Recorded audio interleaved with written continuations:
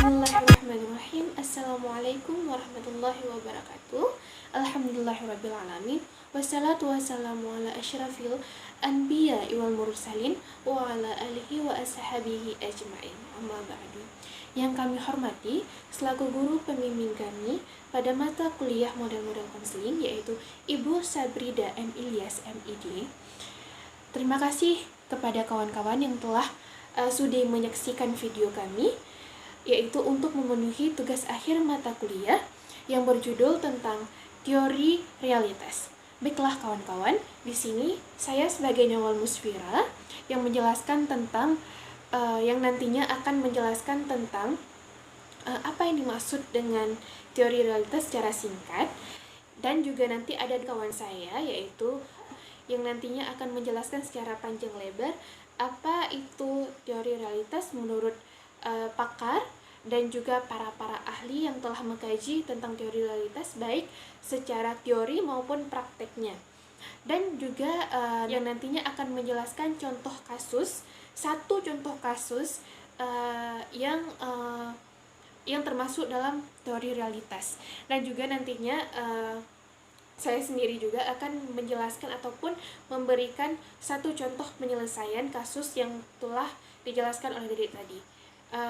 Dan nantinya akan ada penutup ataupun kesimpulan dari kasus tersebut. Di mana sih kasus itu yang termasuk dalam teori realitas, kenapa sih penyelesaiannya seperti ini dan seperti itu, nanti juga akan dijelaskan kembali ataupun secara gamblang oleh Dedek Novita Anjeli. Baiklah kawan-kawan, ayo kita saksikan video ini dengan stay tune terus. Oke. Membahas pengertian dari terapi realitas menurut para pakar.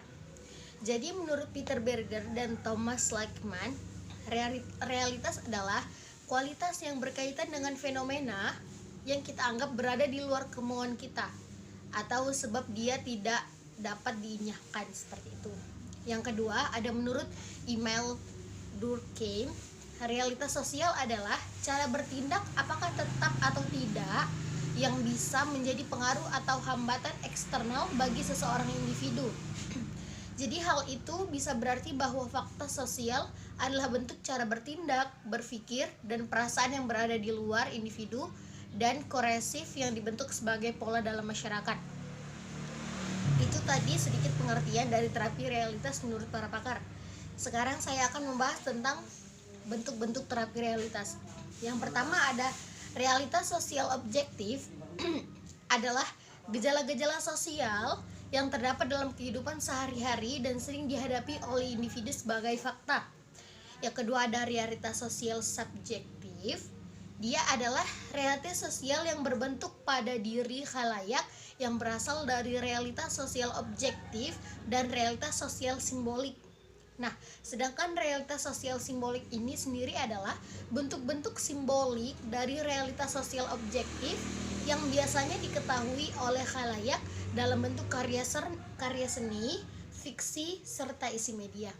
Sekian pembukaan dan pengertian serta bentuk-bentuk dari saya. Sekarang akan saya lanjutkan dengan sebuah kasus yang nanti saya akan lanjutkan. Apa itu terapi realitas? Di sini saya akan membahas kasusnya. Jadi di salah satu SMA swasta di Yogyakarta terdapat salah seorang mahasiswi kelas 3 SMA. Kita sebut saja namanya Mawar. Jadi Mawar ini dia salah satu siswi di sekolah tersebut. Nah, seperti yang kita ketahui, kelas 3 itu pada umumnya akan melaksanakan ujian nasional.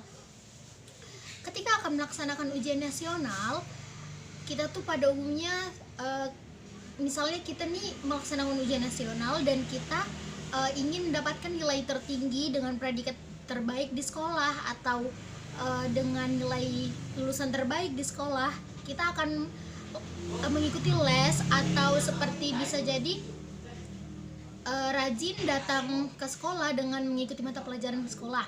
Tetapi tidak dengan Mawar ini. Dia itu siswi yang ingin mendapatkan predikat tinggi dan mendapatkan nilai tinggi, tetapi dia tidak ingin berusaha seperti itu. Dia ketika ada les di jam pelajaran yang kosong kan diadakan les, dia tidak hadir. Dalam mata pelajaran, mata-mata sekolah gitu kan, dia juga jarang datang, sering bolos sekolah. Nah, ketika ditanya, dia hanya menjawab, kita hanya membutuhkan relasi antara dengan kawan yang lain, seperti itu, agar kita bisa bertukar jawaban dengan teman-teman yang lain. Nah, jadi permasalahannya itu, Mawar ini tidak ingin belajar, tidak ingin berusaha semampu mungkin, semaksimal mungkin, tetapi dia ingin mendapatkan nilai bagus dengan lulusan terbaik.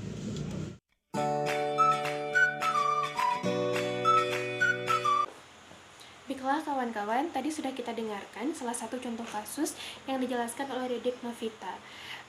Pada kasus itu bisa kita ketahui bahwa si Mawar ataupun siswi SMA tadi, dia ingin mendapatkan hasil ujian yang bagus ataupun hasil ujian yang maksimal, sedangkan perilaku dia adalah ingin mendapatkan kopian dari kawannya. Dan kita semua tahu bahwa mendapatkan kopian dari kawan ataupun mendapatkan jawaban dari kawan itu merupakan perilaku yang curang, sedangkan dalam teori realitas itu disebut dengan perilaku yang tidak tepat. Karena seperti yang kami kutip dalam jurnal Konseling Realitas untuk meningkatkan motivasi belajar berprestasi peserta didik yang dikarang oleh Uyum Amali Rosida, yaitu beliau seorang peneliti psikologi.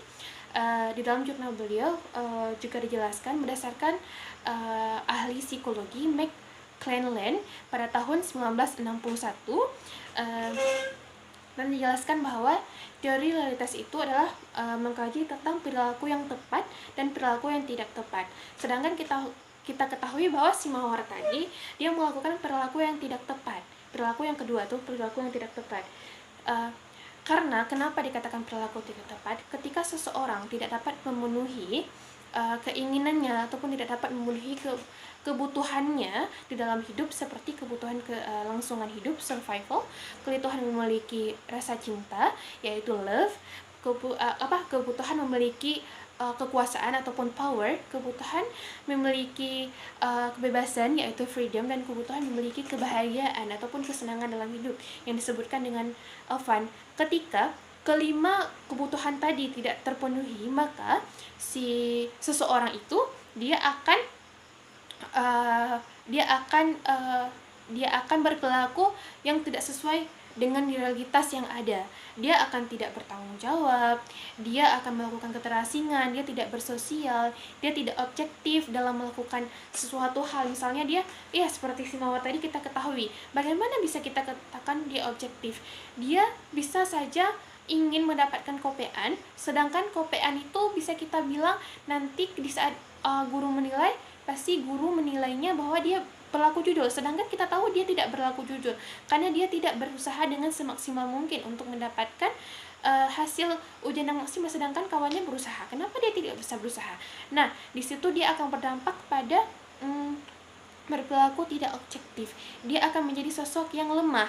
Dia tidak bisa bersaing seperti si Mawar tadi. Dia mudah saja ingin mendapatkan kopian, tapi dia tidak bisa berusaha dengan sendirinya untuk bisa mendapatkan hasil ujian yang bagus. Dia bisa dikatakan seseorang yang memiliki lemah dalam belajar dan kurang percaya diri. Dia tidak percaya pada dirinya sendiri. Dia tidak melakukan evaluasi ataupun dia tidak meningkatkan kemampuan dirinya untuk dia bisa mendapatkan hasil ujian yang bagus. Dan yang terakhir adalah tanda-tanda dia menolak kenyataan yang ada. Dia tidak berperilaku sesuai realitas. Oke kawan-kawan, di situ bisa kita tandai dengan kenapa sih si Mawar tadi dikatakan bahwa dia tidak berperilaku yang tepat. Kenapa dia berperilaku di luar realitas? Kita bisa tahu itu kan? Oke. Setelah kami mencari tahu lagi dalam jurnal itu juga dijelaskan seorang siswa ataupun seorang klien yang memiliki perilaku yang tidak tepat itu bisa diterapi dengan beberapa langkah.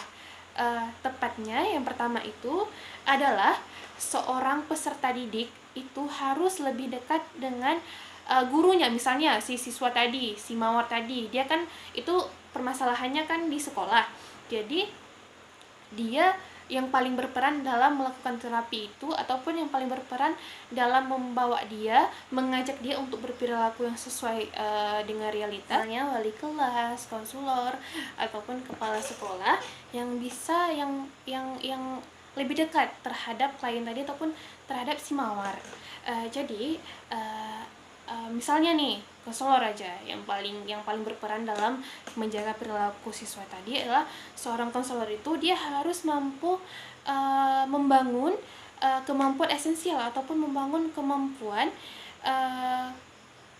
esensial, bisa dikatakan kemampuan yang mampu untuk mengajak si mawar tadi melakukan apa saja, misalnya menanamkan sifat ataupun menanamkan hubungan kedekatan antara si mawar dan si konselor tadi. Yang kedua adalah si konselor itu harus berperan sebagai guru. Yang dikatakan guru bagaimana? Yang kita ketahui guru itu kan dia bisa membimbing, memberikan pelajaran, dan memberikan kehangatan, bersahabat dengan si murid tadi, bisa merawat ataupun bisa menghormati, walaupun dia tua, dia lebih tua di antara mereka, tapi dia bisa menghormati yang di bawahnya, bisa menyayangi yang di bawahnya.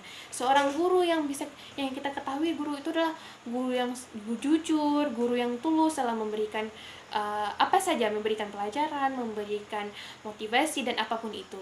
Dan konselor itu yang ketiga nih, yang tadi kan harus membangun kedekatan. Yang kedua, konselor itu harus bisa betul-betul menjadi seorang guru bagi si mawar tadi. Yang ketiga, itu si konselor itu harus bersikap terbuka. Dia harus bersikap terbuka terhadap si mawar tadi, dan juga mengajak si mawar tadi untuk bersikap terbuka. Kan kita ketahui bahwa kita tidak sembarangan terbuka pada orang lain, tetapi ketika kita bisa membangun hubungan kedekatan, kita bisa membangun hubungan ketulusan, hubungan kepercayaan yang si mawar tadi percaya pada kita, si mawar tadi telah menganggap kita sebagai gurunya, sebagai pemotivasinya, maka dia akan terbuka kepada kita. Begitu juga kita harus terbuka pada dia. Kita nggak boleh langsung menjudge dia bahwa perilaku kamu salah, perilaku ini, perilaku kamu tidak tepat, perilaku kamu buruk, tidak. Maka si konselor tadi harus bisa terbuka, menjelaskan bahwa nak, perilaku kamu seperti ini, menurut ibu itu seperti ini nak, gitu. Seorang konselor dia tidak bisa langsung menjudge, tapi harus dengan step by step, dengan tahap-tahapnya. Itu yang ketiga. Nah, yang keempat, si konselor itu harus tidak harus memberikan penilaian yang berlebihan. Nah, itu tadi seperti yang saya jelaskan di poin yang ketiga. Si guru itu nggak boleh menjudge, memberikan penilaian langsung bahwa kamu berlaku salah, kamu berlaku buruk, kamu tidak boleh seperti ini. Tidak. Seorang konselor itu dalam teori realitas dia harus menjelaskan bahwa nak, sebenarnya begini loh perilaku kamu, sepatutnya agar lebih baiknya seperti ini. Bukan menjelaskan perilaku kamu salah, bukan, tapi menjelaskan dengan kata-kata, nak, sebenarnya perilaku kamu itu sudah baik, tapi perilaku kamu agar lebih bagusnya nak seperti ini. Itu yang tahap yang keempat, harus tidak menjudge ataupun tidak memberikan penilaian yang berlebihan, begitu. Yang kelima adalah memusatkan perhatian pada si konseli.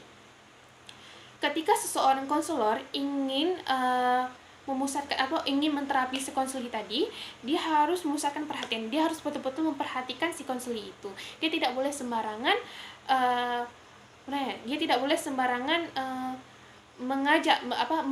menterapi si konseli tadi, tidak boleh. Dia harus betul-betul berfokus, dia harus betul-betul memberikan perhatian yang lebih pada si konseli itu ketika dia ingin memberikan terapi realitas ini.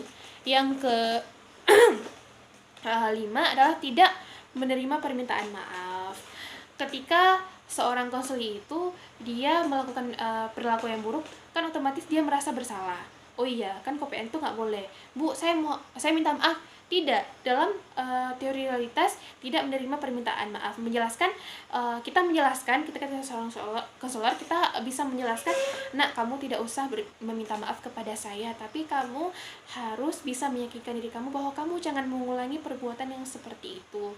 Kamu harus bisa meyakinkan pada diri kamu bahwa kamu perilaku itu perilaku yang tidak tepat, bukan perilaku buruk ya, perilaku yang tidak tepat. Bahwa kamu menjelaskan pada diri kamu bahwa itu perilaku yang tidak tepat. Tidak usah kamu minta maaf. Kamu tidak bersalah pada siapapun, tapi kamu membuat diri kamu ini melakukan perilaku yang tidak tepat dan dipandang buruk oleh orang-orang. Begitu, tidak usah menerima permintaan maaf dia. Yang selanjutnya adalah tegas dalam membantu si klien.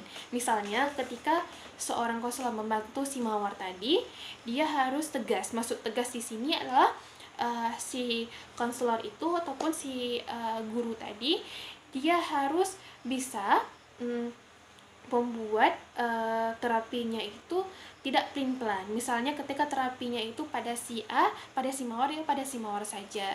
Tidak melakukan terapi-terapi yang lain, tidak memasukkan yang di luar dari terapi realitas tadi. Maksudnya kalau fokus sama terapi realitas ini, udah terapi realitas itu aja, nggak usah memasukkan teori terapi lain, tidak usah membahas perilaku dia yang lain. Fokus aja pada satu perilaku dia, udah di situ aja kita fokusnya, dari situ aja kita terapinya.